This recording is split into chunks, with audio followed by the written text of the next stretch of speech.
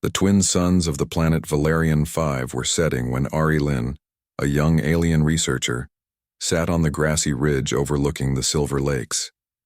Her long crystal blue hair shimmered under the fading light, and her 4 delicate fingers tapped lightly on her research tablet. She was studying the behavior of invasive species, small creatures that had arrived through space cargo, when something unusual appeared on her scanner. A strange object, metallic and hot, was falling from the sky. It blazed like a comet but was smaller, more controlled. Her large violet eyes widened as the signal blinked closer and closer until it crashed into the forest valley below. The shockwave made the ground tremble, and a plume of smoke rose against the orange sky. Ari Lynn blinked, curiosity overtaking fear. "No natural meteor moves like that," she whispered in her soft melodic voice. Something, or someone, came down. Without hesitation, she grabbed her scanner, slung her satchel across her shoulder, and began descending the rocky path. Her species, the Valari, were known for caution, but Ari Lynn was known for her curiosity. She wanted to be the first to see what had landed. The forest was thick and full of whispering leaves. Strange insect-like creatures scurried under her feet. As she moved closer, she smelled something new, something sharp, metallic, and smoky. Then she saw it, a wrecked capsule half buried in the soil, still steaming. When she stepped nearer, a panel hissed open. Inside, there was a figure. Not Valerie. Not any known species she had studied. It was human. The being's skin was tan, its body muscular but small compared to the tall Valeri. Its hair was dark, short, and messy, and its eyes, when they opened, were bright and alert. He coughed, struggling to breathe the air of this planet. Ari Lynn immediately crouched beside him, her scanner flashing colors as it read his vitals. "Stay still," she said gently. "You've had a crash. You're safe now." He looked up at her, blinking in confusion. His first thought was that he had died and an angel was speaking to him. "Who are you?" he asked hoarsely. "I am Ari Lynn of Valerian," she said. "And you are?" "Not from here," he gave a weak smile. "Name's Captain Ryan Keller, Earth Exploration Division. Ship lost power near your atmosphere. Guess I dropped in uninvited." The translator chip on his suit made their words understandable. Ari Lynn tilted her head, fascinated by the way his face moved, so expressive, full of life. She had never seen a creature so strange and yet so alive. Ryan tried to stand, and she instinctively reached out to help. The moment her hand brushed his arm, something unexpected happened. Her pulse raced. The fine scales along her neck shimmered with warmth. Valari rarely touched anyone directly. Touch was sacred, something that could trigger emotional bonding reflexes. She quickly pulled back, flustered. "You should not move yet." Ryan looked at her curiously. "Are you okay?" "Yes," she said quickly, hiding her glowing skin under her shawl. But inside, her instincts were confused and loud. Something about his presence, his scent, his warmth, was waking up parts of her biology that she didn't understand. Ari Lynn helped him back to her camp. The night air of Valerian 5 was cool and smelled of ozone. Her small shelter was built from crystal panels that glowed faintly when she touched them. Ryan sat near the light, studying everything. "This is incredible," he said. "You live out here alone?" "I am a field researcher. I study alien biology and environmental systems. But I've never studied humans," he chuckled weakly. "Well, now's your chance." She smiled a little. "Indeed." As the night deepened, she gave him a nutrient drink, and he told her about Earth, about blue skies, vast oceans, and cities that reached the clouds. Ari Lynn listened with wide eyes, imagining a world full of water and sound and millions of humans walking under a single sun. In return, she spoke of Valerian, its twin suns, its bioluminescent forests, and the silent crystal plains that sang when the wind blew. Their voices softened as the night went on, and the barrier of species began to fade. But inside Ari Lynn, something was still stirring. The more she listened to him, the stronger her instinctive reactions became. Her heart rate quickened whenever he laughed. Her biosensors picked up the rise in her body temperature, the faint flush of her bioluminescent veins. Valerie bonding reactions were supposed to occur only during strong emotional connections with their own kind. Yet here she was, reacting to a human. She kept her distance for the rest of the night, pretending to adjust her instruments while secretly watching him. Ryan, tired and injured, eventually fell asleep near the glowing panel wall. Arilyn sat beside him quietly, observing his peaceful face. His breathing was steady, his expression calm. Something about that calmness made her feel safe in a way she hadn't felt in years. Then, unexpectedly, he shivered in his sleep. Without thinking, she reached out and adjusted the warming field near him. But when her hand accidentally brushed his again, her entire body reacted. Her vision blurred for a second, her heart pounding wildly. She pulled her hand back instantly, staring at her glowing fingers. "What is happening to me?" she whispered. Her internal monitor blinked red warnings. "Instinctive response detected. Cross-species stimulus." She quickly muted it before Ryan woke up. "This cannot be," she murmured. No record shows Valerie responding to humans this way. Yet she could not deny the truth. Every time he spoke, her instincts wanted to draw closer. Her logical mind fought it, but her heart was curious. By morning, Ryan was awake and feeling stronger. The soft light of the twin suns filled the camp. He looked around, amazed at the world's colors. Lavender skies, golden grass, and trees that glowed faintly at the tips. "You saved my life," he said, smiling at her. "Thank you." Arilyn tried to smile back without showing her nervousness. "It was my duty. You are unique," he laughed. "You could say the same about yourself." They shared a brief laugh, and for a moment, it felt natural. Two explorers from different worlds finding common ground. Later, as they examined the remains of his crash pod, Ryan noticed that Arilyn seemed distracted. Her eyes kept avoiding his. Her hands trembled slightly whenever they stood too close. "You sure you're okay?" he asked again. She nodded quickly. "Yes, just environmental stress." But deep down, she knew it was more than that. Something inside her had changed. When she sat beside him that evening, playfully trying to teach him how to use a Valeri scanner, she felt that reaction again. The closer she leaned, the more her body's natural instincts flared. Her senses sharpened. She could hear his heartbeat, smell his skin, feel the warmth radiating from him. Her inner voice screamed danger, not in fear, but in desire to understand. She laughed nervously and moved a little away, trying to hide her blush-like glow. Ryan, noticing her sudden movement, raised an eyebrow. "Did I do something wrong?" She shook her head quickly. "No, you just make strange readings on my sensors," he grinned. "Guess I'm full of surprises." Arilyn looked away, trying not to smile too much. Her instincts still buzzed, confused but alive. That night, as they prepared to sleep, she looked at the stars and whispered to herself, "Humans. What are you really?" Far above them, in orbit, Valeri satellites recorded faint energy signatures from the crash site. Unknown to both of them, their meeting had already been detected. Arilyn had no idea that her small act of kindness, sitting beside a human, was about to change, not just her life, but the future of two entire species. The next morning on Valerian 5 began with a pale gold sunrise stretching across the twin horizons. Arilyn was already awake, sitting quietly by the silver lake. She kept her tablet close, scanning her own readings in secret. The results were confusing. Her biological chart showed spikes of energy in her neural patterns every time she was near Captain Ryan Keller. She frowned and whispered, "This cannot be random. My body reacts to him like he's part of my own kind." Behind her, Ryan's voice broke the silence. "Morning already?" She turned quickly. He was standing near the campfire unit, stretching his arms. His smile was easy, human, and strangely comforting. "Yes," she said softly. "Your rest cycle is shorter than ours. Humans recover quickly." "Guess it's the coffee genes," he joked. "Too bad I don't have any coffee left." Arilyn tilted her head. "Coffee, a plant extract?" He grinned. "Yeah, more like human energy fuel." She gave a small laugh and her heart fluttered again. She tried to hide the faint glow spreading under her skin. They spent the day repairing the communication module from Ryan's pod. His ship had lost contact with Earth months ago, and this small piece was his only hope. Arilyn offered her tools and knowledge. Her fingers moved gracefully over the crystal circuits while Ryan handled the mechanical parts.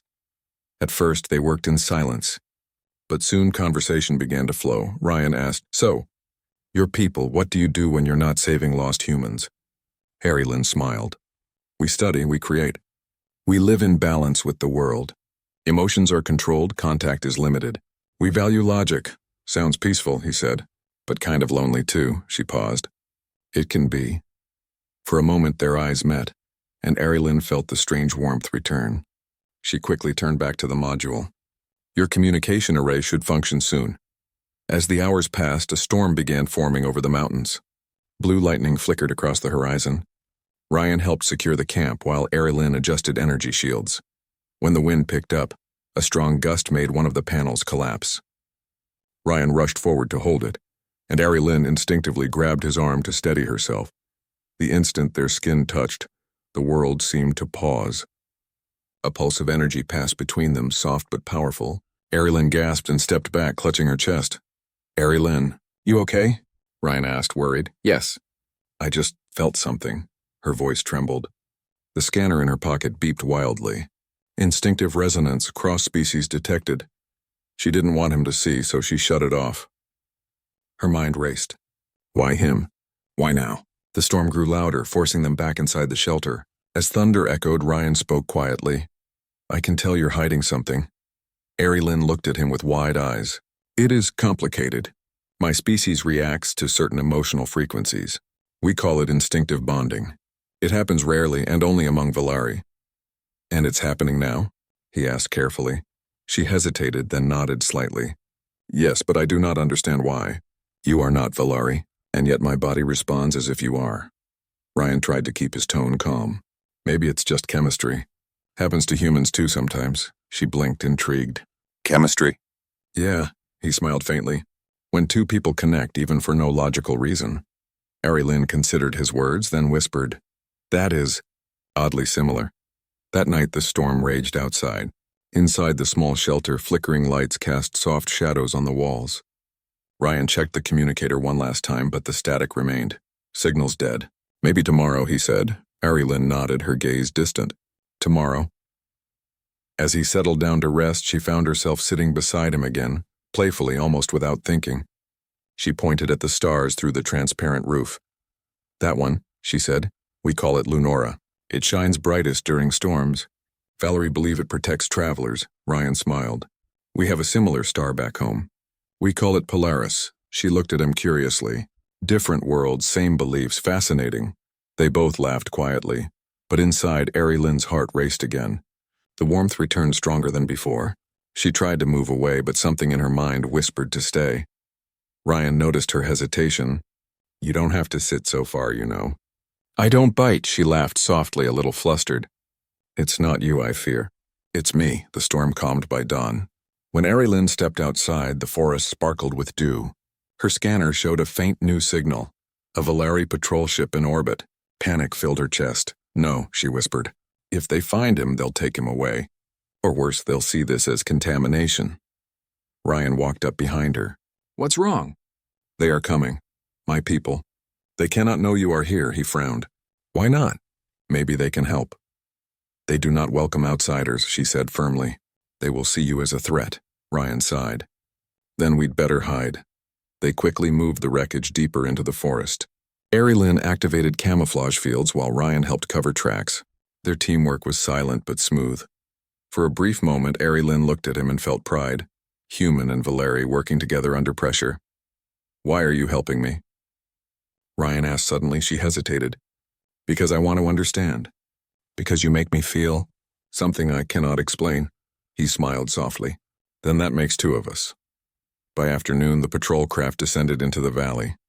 3 Valari soldiers emerged, tall and silver-armored. Their leader, Commander Kale Tor, scanned the area. Arilyn, he called. We detected an unauthorized energy source here. Arilyn stepped forward, forcing a calm tone. I was conducting research on atmospheric ions. The readings must have drawn your attention. Kyle Tor narrowed his eyes. We received a distress beacon of unknown origin. Did you see any outsiders? Her pulse quickened. No, she lied. Only the usual wildlife. He studied her carefully, then nodded slowly. Very well. Report to the capital for analysis, and make sure no foreign matter remains in this zone. As they left, Ryan stayed hidden beneath the camouflage field, barely breathing. When the patrol ship finally vanished into the clouds, Arilyn collapsed with relief. They're gone, she whispered. Ryan stepped out quietly. You risked a lot for me. I had to, she said. If they took you, they would study you. You do not deserve that, he smiled. Guess I owe you again. That evening, the atmosphere between them changed. The fear of discovery, the relief of survival, it all mixed with something deeper. They sat close near the glowing crystals, talking quietly. Ryan looked at her and said, "You know, you don't act like a scientist anymore. You act like someone who cares." She smiled faintly. "Perhaps I am learning from a human." They both laughed softly. When a soft breeze moved through the camp, a strand of her crystal hair brushed his hand. The contact sent a faint spark of light between them. Lynn froze, eyes wide. "It happened again," she whispered. Ryan looked at the faint glow on her skin. "Is it bad?" She shook her head slowly. "No, not bad. Just unknown." The translator hummed softly as the silence grew comfortable. Lynn turned to him and said, "My people believe that when instincts awaken, they lead to either unity or conflict. I do not yet know which this is," Ryan smiled. "Maybe it's something new. Maybe it's both." As night settled, she watched him fall asleep once more. Her gaze softened. His breathing, steady and calm, filled the quiet shelter. She whispered to herself, "A human who changed my biology, my thoughts, my heart." Her scanner blinked again. Weak human heart rate detected, synchronized with her own. She smiled slightly and turned off the device. Let the universe study something else tonight. Outside, unseen satellites still watched, sending silent signals to Valeri Command. Their next move would decide everything. But for now, in the calm after the storm, a scientist and a human explorer sat side by side, connected by instinct, by fate, and by a spark neither of their worlds could yet explain. The day began with a tense quiet over Valerian 5. The twin suns rose slowly, casting long golden rays across the crystal plains.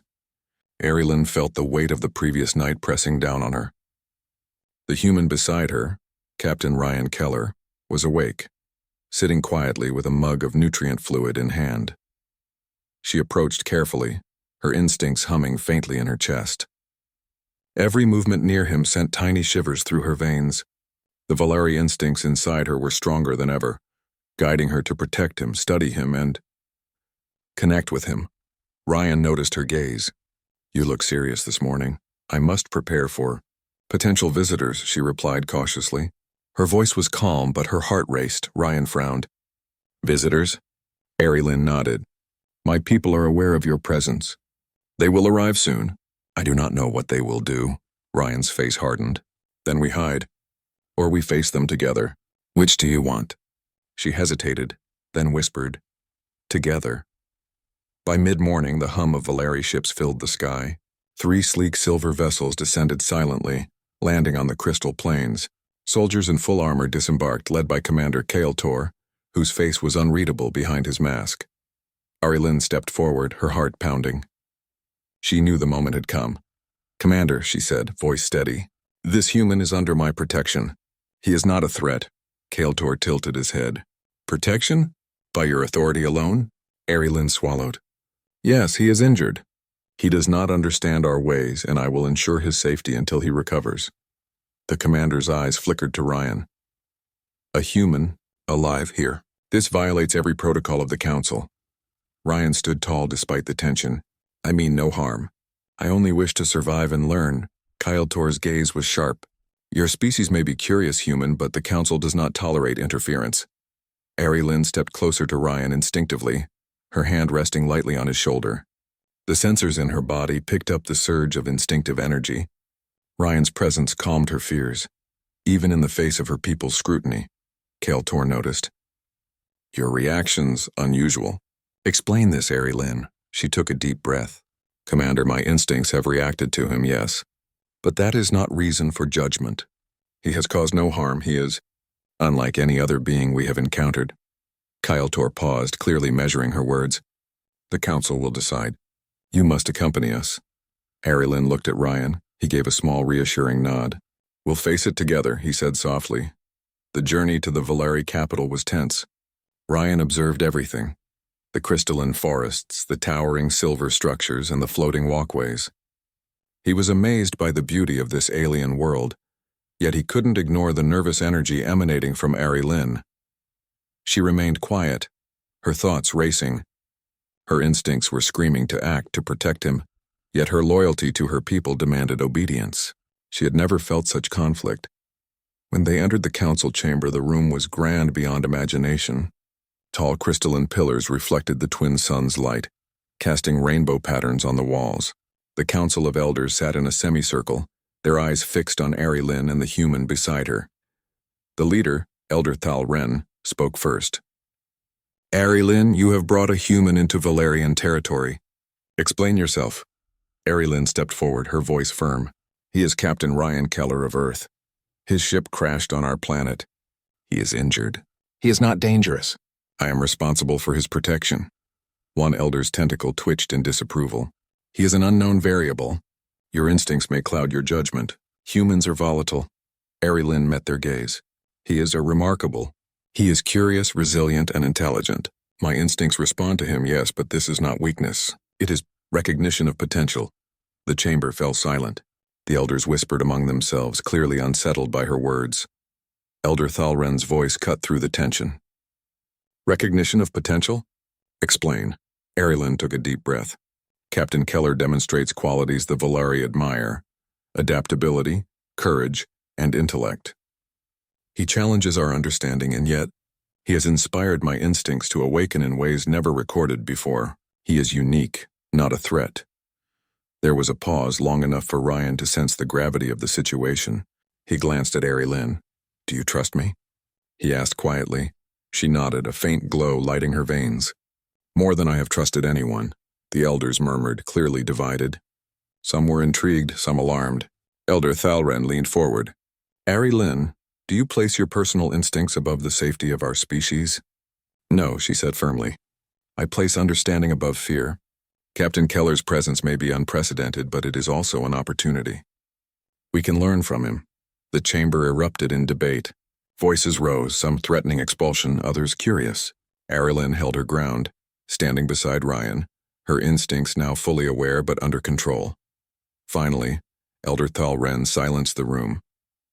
The council will not make rash decisions. We will observe him. Arilyn, your bond with him, if it truly exists, will be noted.